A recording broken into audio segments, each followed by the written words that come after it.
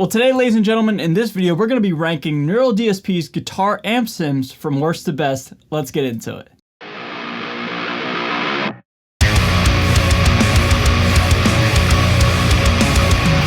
So what is going on, everybody? Thank you so much for joining me for today's video. My name's Ray. I'm a guitar player here on YouTube, and in terms of the plugin game and or amp sim game, one could argue that Neural DSP is on top right now. They're the best in the business. Again, one could argue. But regardless, man, just over the past now 4 years, give or take, they've just been putting out amazing amp sims, and they've just been killing it, you know? So I've actually done this video once over 2 years ago, and at the time, I believe there was only 6 amp sims to rank. And now we certainly have a lot more from Neural DSP, so it's time for a refresh of this video and give an updated list and or ranking, okay? So what I want to do with you all today is rank from worst to best all the guitar amp sims, excluding bass amp sims, but just do from worst to best. I believe, if I got my calculations right, there are 13, yes, 13 guitar amp sims from Neural DSP, and I'll just do 13 to 1 real quick, knock them out, and just talk about the things that I like with all of them, and or why some of them are higher than the others, okay? Cool. It goes without saying that Neural DSP doesn't put out a bad product per se, but you know, there are some that are better, especially in my genre of music, that is, you know, metal guitar. So anyway, I just want to put that out there. But number 13 is the newest one, the Tone King Imperial Mark II. Just obviously because it's not a metal amp sim.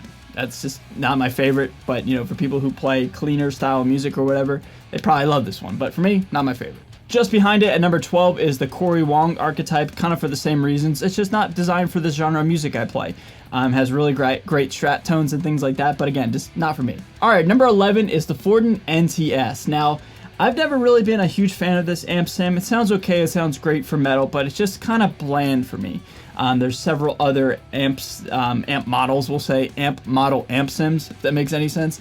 But the NTS, this isn't for me. It's okay, it's solid, run of the mill, but it's just average for me personally. Okay, now from 10 to, looking at my notes here, 10 to 7, we have 4 signature archetype plugins that are all kind of the same thing, and that is like the progressive modern guitar player. So I have 10 Tim Henson, 9 Plini, 8 Abasi, 7 Nolly. Now the Tim Henson and the Plinis are lower out of those 4 just because they're more like kind of prog shreddy type of stuff. Again, I'm more for like heavier tones and kind of just like, I don't know, just ignorant heavy tones. I'm not really like into like the kind of broken up crunch lead shred style that the Tim Henson and the Plini do. I put the Plini higher just because of nostalgia's sake. It's over 3 years old now, which is crazy. But the Tim Henson has that really cool like vocoder or like harmonizer thing, whatever you want to call that.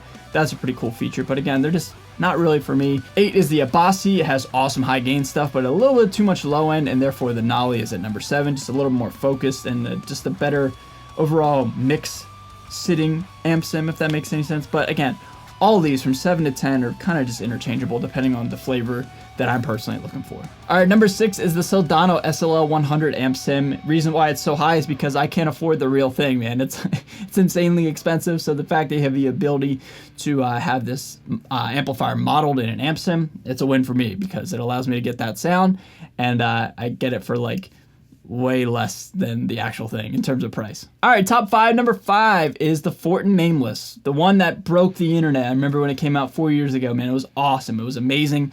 It's the most unique amp sim I've ever heard, even still to this day. It's undeniable. Like when you hear that jangly clank and gnarly sound of the Nameless, you know what it is.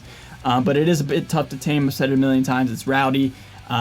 It's just very noisy and loud and just out of control, but it just sounds so unique and so different compared to all guitar tones in general that I've ever come across. And similar to the SLO, it's you know, modeling something that's really, really expensive in the real world, so you can get that tone for not a lot of money. Number 4, Fortin Cali.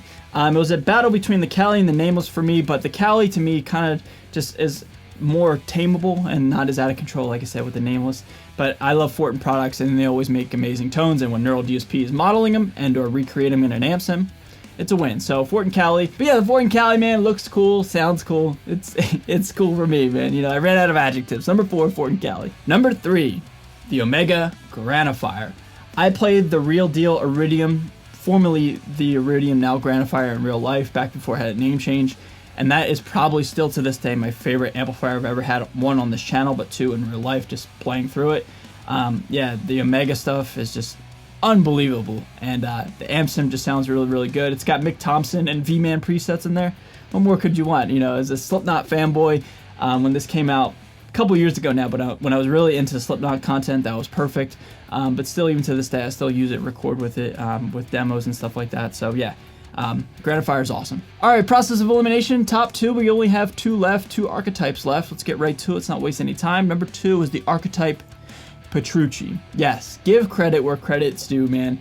One of the more newer and recent releases from Neural DSP, but man, it's jam-packed with features, and that's why it is so high.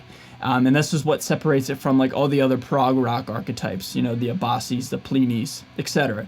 They all kind of do the same thing, but the Petrucci has just more features that separate it from the pack, not only with the archetypes, but just amp sims in general.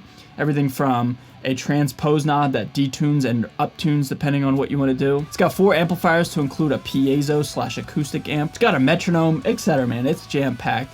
Not only that, but it looks really beautiful, and I am a firm believer in presentation. If it looks cool, you want to use it more. So it looks absolutely amazing and beautiful. It's got John Petrucci's name on it and his stamp of approval on it, so you know it's good in that aspect. He's a tone monster, right? And overall, man, it just has so much jam-packed in that it's hard to deny it, man. Like I said, give credit where credit's due.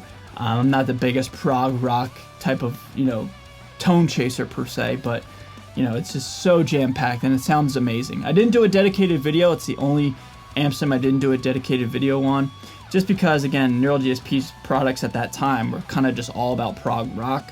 Now they've since done the Tone King stuff. But anyway, man, regardless of what their demographic is and, you know, what types of products they're putting out, the Archetype Petrucci is amazing. So number 2 for me. But number 1 is the Archetype Gojira plugin. It's got Loathe preset tones. It's got heavy tones till the end of time.